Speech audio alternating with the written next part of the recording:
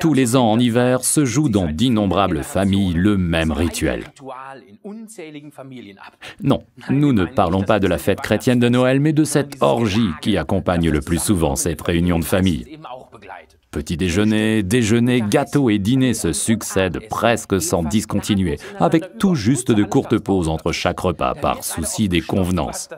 Malheureusement, on se gave souvent jusqu'à la dernière limite, et quand on croit l'avoir atteinte, on s'entend soudain dire « Dis, tu peux me repasser le flan à la crème, purée que c'est bon !»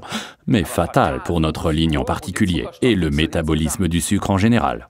Parce qu'il en est ainsi en Europe depuis de nombreux siècles, l'homme a cherché dans la nature un remède pour limiter les effets négatifs de cette gloutonnerie et a trouvé une herbe dont l'odeur est presque un symbole de la période hivernale, la cannelle. Oui, c'est vrai, car la cannelle a bien d'autres qualités que celle d'être simplement délicieuse. Elle nous réchauffe de l'intérieur et stimule la digestion et le métabolisme. Cela aide à assimiler toutes ces calories. Les étoiles de cannelle ont donc un arrière-plan bien établi. C'est pourquoi il est recommandé de boire Forever Blossom Herbal Tea, dont la cannelle est le principal ingrédient, avec l'article numéro 49. À chaque fois qu'on veut remédier aux effets d'une période de jeûne, ou bien ceux d'un régime ordinaire, ou encore quand il ne s'agit plus vraiment de se restreindre. Découvrez grâce à cette tisane pourquoi depuis 5 millénaires, les hommes font confiance à cette épice qu'on appelle la cannelle. Dans notre tisane Herbal Blossom, seule la saine et très onéreuse cannelle de Ceylan est utilisée. En effet, il existe aussi la casse de Chine. Très bon marché, mais moins bénéfique pour l'organisme. D'ailleurs, on la trouve souvent en prêt à commencer. Alors il faut mieux rester en bonne santé en faisant soi-même ses gâteaux. Mais voilà, maintenant l'ingrédient principal qui donne son nom au Aloe Blossom Herbal Tea, les fleurs de l'aloès. Ces fleurs légèrement basiques sont les bienvenues après une journée stressante et saturée en acidité.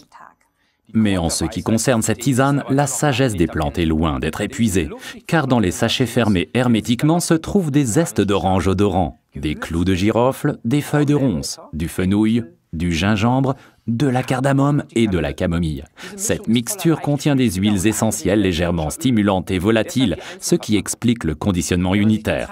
Si on prend le temps de s'informer sur Internet à propos de ces plantes, on se rend compte qu'en l'occurrence, on est tombé sur un véritable filon. Et on s'aperçoit aussi que l'on ne retrouve pas ces épices dans les plats de Noël seulement pour de simples raisons de goût.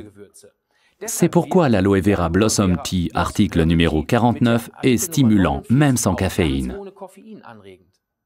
Sur l'emballage, on indique un sachet par tasse. Ceux qui aiment un goût intense y trouveront leur bonheur. Mais nous deux préférons la boire dans 1 litre d'eau. On peut le mettre sur le feu le matin et le boire froid sans problème dans la journée. Dans les mois chauds d'été, on peut en faire un délicieux punch aux fruits avec un mélange aux myrtilles ou aux framboises congelées qu'on peut trouver au supermarché. C'est exactement ce qu'il faut pour votre prochaine fête en plein air.